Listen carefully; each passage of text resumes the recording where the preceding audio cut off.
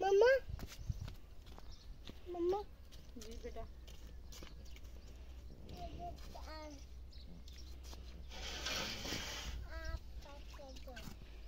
हटो।